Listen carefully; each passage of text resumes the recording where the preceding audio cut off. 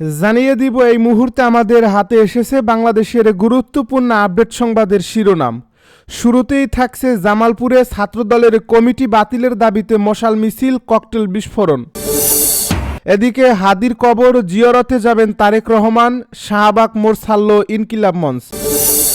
আরও থাকছে গণ অধিকার থেকে পদত্যাগের সিদ্ধান্ত, রাশেদের নির্বাচন করবেন ধানের শীষে। এদিকে ৫ লাখ হিন্দু সাধু নিয়ে বাংলাদেশ উপ হাই কমিশনে হামলার হুমকি শুভেন্দুর। সব শেষে জানিয়ে দিব সেন্ট মার্টিনগামী জাহাজে ভয়াবহ আগুন। এতক্ষণ শুনছিলেন হাতে থাকা আপডেট সংবাদের শিরোনাম, এবারে বিস্তারিত। তবে তার আগে অনুরোধ রইল ভিডিওটিতে একটি লাইক এবং কমেন্ট করে জানিয়ে দিন ভিডিও সম্পর্কে আপনার মূল্যবান মতামত। আরও জানিয়ে দিন ভিডিওটি কোথা থেকে দেখছেন বা কোন জেলা থেকে দেখছেন। জামালপুরে ছাত্রদলের কমিটি বাতিলের দাবিতে মশাল মিছিল, ককটেল বিস্ফোরণ।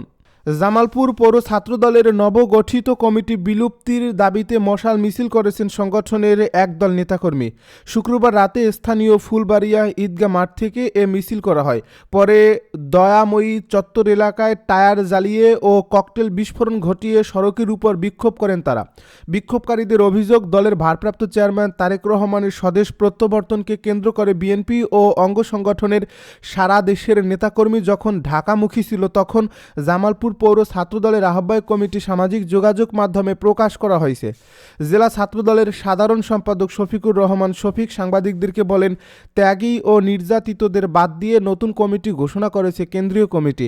তবে জেলা ছাত্রদলের সভাপতি আতিকুর রহমান সুমিল সাংবাদিকদেরকে বলেন, দুঃসময়ে যারা দলের জন্য কাজ করছেন তাদের দিয়েই নতুন কমিটি গঠন করা হয়েছে। পৌর ছাত্রদলের নবগঠিত কমিটিতে রবিন আহমেদকে দেওয়া হয়েছে আহ্বায়কের দায়িত্ব। ফাহিম হোসেন পান্নাকে করা হয়েছে সদস্য সচিব। হাদির কবর জিয়ারতে যাবেন তারেক রহমান, শাহবাগ মোড় ছাড়ল ইনকিলাব মঞ্চ। বিএনপির ভারপ্রাপ্ত চেয়ারম্যান তারেক রহমানের শহীদ ওসমান হাদির কবর জিয়ারত উপলক্ষে শাহবাগ মোড় ছেড়ে দিয়েছে ইনকিলাব মঞ্চ। তারেক রহমান আজ বেলা 11টার দিকে ইনকিলাব মঞ্চের আহ্বায়ক শরীফ ওসমান হাদির কবর জিয়ারত করতে আসার কর্মসূচি রয়েছে। শনিবার ইনকিলাব মঞ্চের ফেসবুক পেজে দেওয়া এক বার্তায় বলা হয়, আজ বিএনপির ভারপ্রাপ্ত চেয়ারম্যান তারেক রহমানের শহীদ ওসমান হাদির কবর জিয়ারত উপলক্ষে ইনকিলাব মঞ্চ শাহবাগ মোড় থেকে ডান দিকে আজিজ সুপার মার্কেটের সামনে অবস্থান নিয়েছে। ঠিক দুপুর 12টায় পুনরায় শাহবাগ মোড়ে শহীদ হাদি চত্বরে অবস্থান কর্মসূচি পালন করা হবে। বিচার আদায়ের দাবিতে সারা দেশের জনতাকে শহীদ হাদি চত্বরে উপস্থিত হওয়ার আহ্বান জানানো হচ্ছে। এদিকে সকাল থেকে শাহবাগ মোড়ে অবস্থান নিয়েছে ছাত্রদল।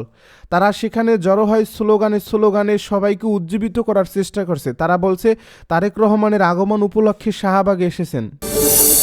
গণ অধিকার থেকে পদত্যাগের সিদ্ধান্ত, রাশেদের নির্বাচন করবেন ধানের শীষে। গণ অধিকার পরিষদের সাধারণ সম্পাদক রাশেদ খান বিএনপিতে যোগ দিয়ে ধানের শীষ প্রতীকে নির্বাচন করবেন। তিনি শীঘ্রই গণ অধিকার থেকে পদত্যাগ করবেন বলে দলটির শীর্ষ পর্যায়ের একাধিক সূত্র নিশ্চিত করেছেন। নির্বাচনী কৌশল হিসেবেই তিনি এমন সিদ্ধান্ত নিয়েছেন বলে জানান তারা। গণ অধিকার পরিষদের একাধিক নেতা জানান, রাশেদ খানকে ঝিনাইদহ ৪ আসনে বিএনপি মনোনয়ন দিলেও সেখানে তিনি সুবিধাজনক অবস্থানে নেই।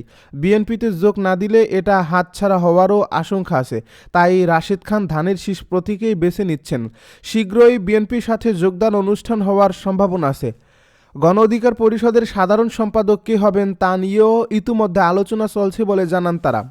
গণ অধিকার পরিষদের উচ্চতর পরিষদ সদস্য ও গণমাধ্যম সমন্বয়ক আবু হানিফ বলেন, রাশেদ খান গণ অধিকার পরিষদের সাধারণ সম্পাদকের পদ থেকে পদত্যাগ করে বিএনপিতে যোগ দিচ্ছেন।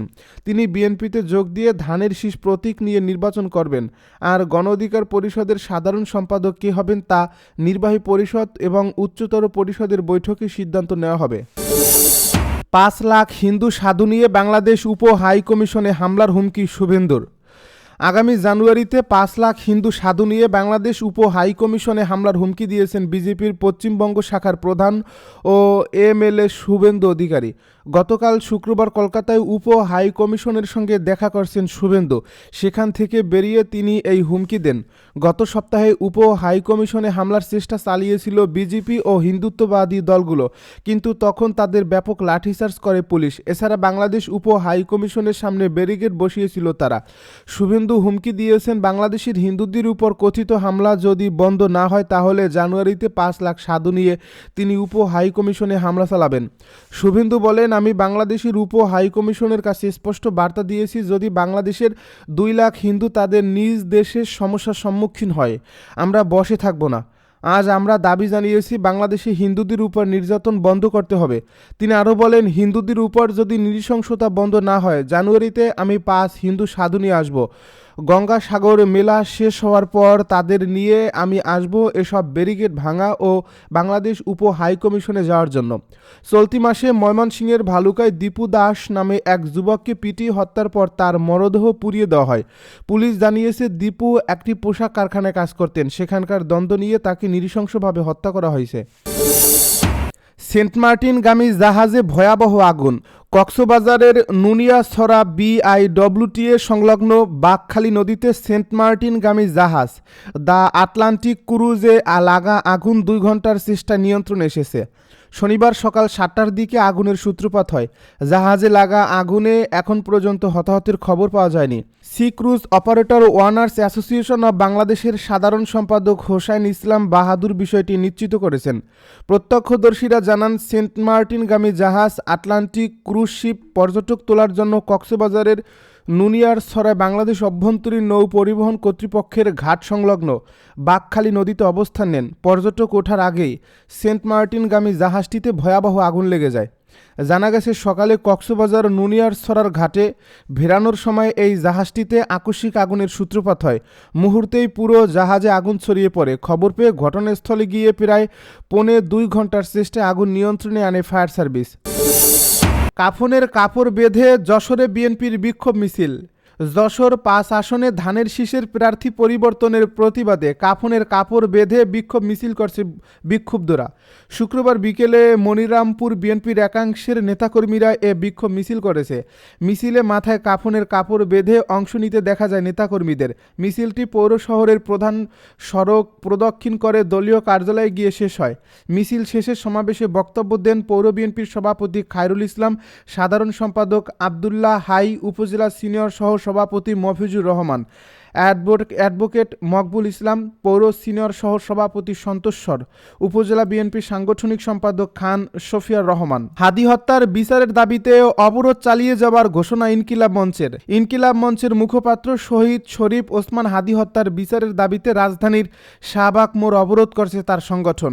শুক্রবার দুপুর 2টার পর থেকে সেখানে অবস্থান নেন ছাত্র জনতা।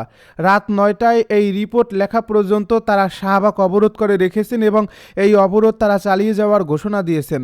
পরিস্থিতি খারাপ করা হলে প্রধান উপদেষ্টার বাসভবন যমুনা ঘেরাও করতে বাধ্য হবেন বলেও হুঁশিয়ারি দিয়েছেন অবরোধকারীরা। এর আগে শুক্রবার বিকেলে ইনকিলাব মঞ্চ ফেসবুকে দেওয়া এক স্ট্যাটাসে বাংলাদেশের জনগণকে ওসমান হাদি হত্যার বিচারের দাবিতে শাহবাগে এসে অবস্থান করার আহ্বান জানান। সন্ধ্যা 6:30টার পর সরেজমিনে গিয়ে দেখা গেছে বিক্ষোভকারীরা আন্দোলন চালিয়ে যাচ্ছেন। অবরোধের ফলে শাহবাগ মোড় দিয়ে যানবাহন চলাচল বন্ধ রয়েছে। কর্মসূচিতে সংগঠনের সদস্য সচিব আবদুল্লাহ আল জাবের বলেন, যতক্ষণ পর্যন্ত শহীদ হাদি হত্যার পেছনে যারা জড়িত, এরা যারা পরিকল্পনাকারী, হত্যাকারী, তাদের সবাইকে গ্রেপ্তার না করা পর্যন্ত আমরা রাজপথ ছাড়ছি না। আমাদের আর ঘরে ফিরে যাওয়ার কোনো সুযোগ নেই। আজকে শাহবাগ অবরোধ করেছি, আগামীকালও আমরা করব। সারা বাংলাদেশ থেকে জনতা আসছে।